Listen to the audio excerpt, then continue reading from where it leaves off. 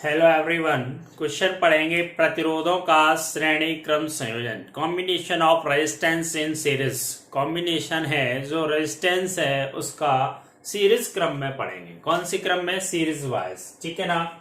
देखिए रेजिस्टेंस में क्या करते हैं बेटा, सबसे पहले इसमें क्या किया जाता है समझ लेना। देखिए रेजिस्टेंस का क्या होता है, प्रतीक डायग्राम बनाते इसका। देखिए ये रेजिस्टेंस का क्या है, प्रतीक है। ठीक है, डायग्राम इसका तैयार कर रहे हैं तो इसमें क्या करते हैं,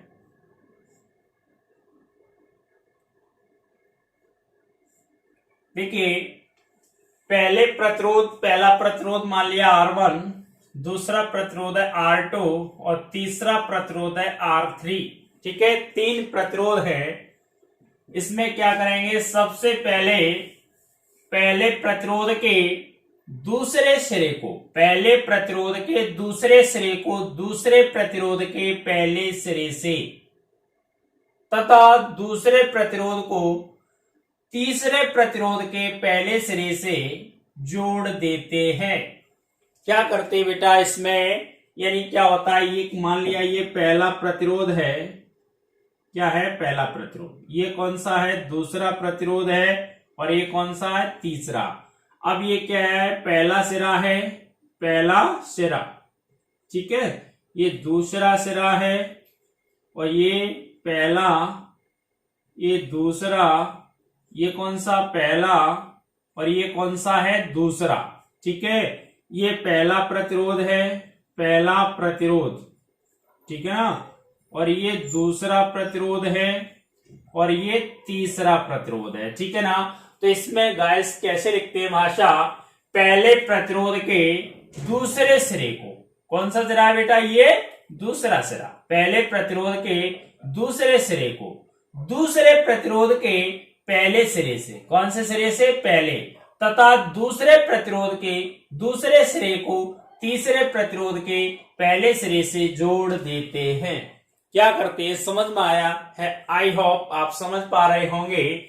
पहले प्रतिरोध के दूसरे सिरे को दूसरे प्रतिरोध के पहले सिरे से दूसरे प्रतिरोध के दूसरे सिरे को तीसरे प्रतिरोध के पहले सिरे से जोड़ देते हैं। इसी प्रकार अन्य प्रतिरोधों को भी जोड़ते जाते हैं। और क्या करते हैं, इसमें जो पहला प्रतिरोध होता है उसका संबंध एक संचायक सेल C से कर देते हैं और यहाँ पे कुंजी के लगी रहती है। ठीक है ना। आई होप आप समझ गए होंगे। इसके बीच विभवांतर होता है V1 और यहाँ पे विभवांतर होता है V2 और यहाँ पे विभवांतर क्या होता है? V3। क्या होता है? V3। ठीक है, यहाँ पे एक संचायक सेल C जुड़ा रहता है। क्या जुड़ा रहता है? ये पॉजिटिव सिरा है, ये नेगेटिव संचायक सेल क्या जुड़ा है? C। ठीक है ना, ये इसका चित्र है। ठीक है, ये क्या है? इसका डायग्राम। ठीक है, ये क्या है? इसका डायग्राम। आई होप आप समझ गए होंगे। अब क्या करते हैं, माना चित्र में तीन प्रतिरोध प्रदर्शित किए गए हैं जो क्या है? श्रेणी क्रम में जोड़े गए हैं। माना इनका प्रतिरोध क्रमशः R1, R2 व R3 है। जो प्रतिरोध जोड़े गए हैं उनका प्रतिरोध क्या मान लिया? R1, R2 और R3, तथा इनके सिरों के बीच क्रमशः विभवांतर क्या होता है? V1, V2 और V3। देखिए बेटा क्या भाषा लिखेंगे, माना चित्र में तीन प्रतिरोध प्रदर्शित किए गए हैं जो कौन से क्रम में जोड़े गए हैं? श्रेणी क्रम में जोड़े गए हैं।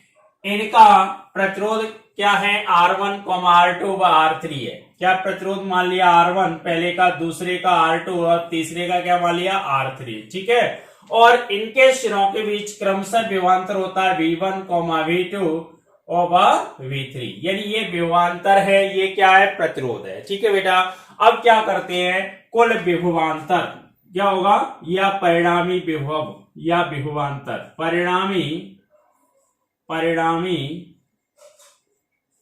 विभवांतर।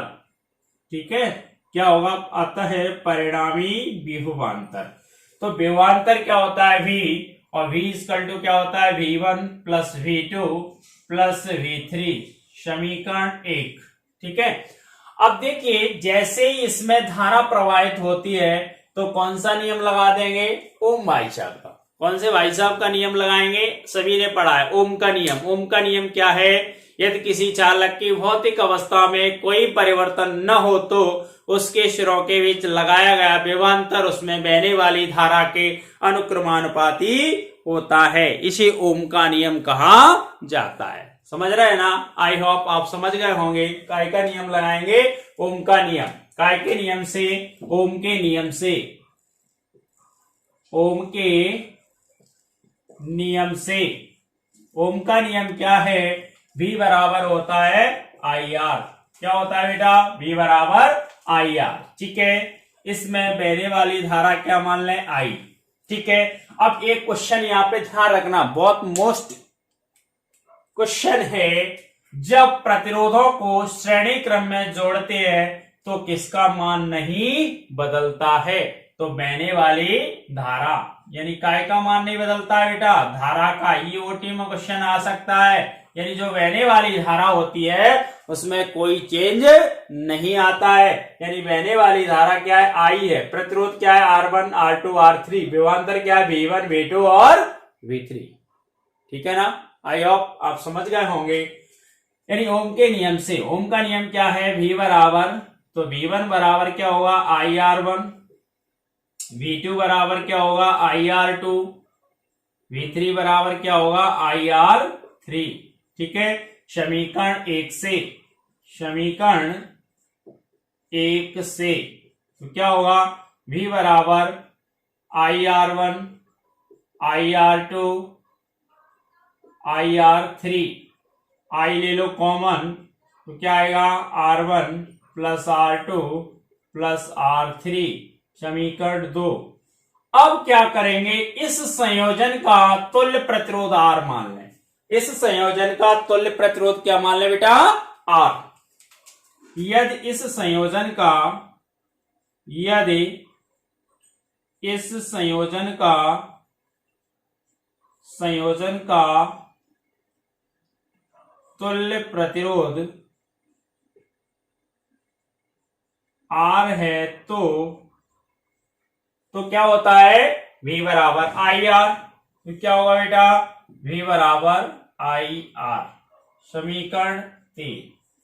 अब देखिए ये दोनों पक्ष कैसे हो गए बराबर, तो ये दोनों पक्ष कैसे हो गए बराबर, तो समीकरण 1 व 2 से तो क्या आएगा, IR बराबर I R1 plus R2 plus R3, I से I कैंसिल, तो R बराबर R1 plus R2 plus R3।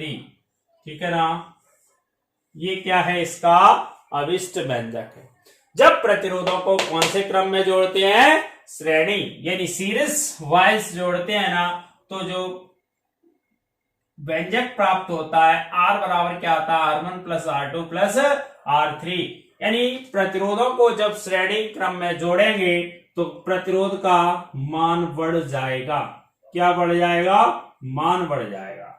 समझ लेना, जब प्रतिरोधों को कौन से क्रम में जोड़ेंगे, सीरीज क्रम में, श्रेणी क्रम में, तो क्या होगा, प्रतिरोध का मान बढ़ जाएगा। मान लो पहला प्रतिरोध मान लिया 1 ओम, 1 ओम है, सॉरी 1 ओम, 1 ओम पहला प्रतिरोध, दूसरा मान लिया 2 ओम और तीसरा मान लिया 3 ओम।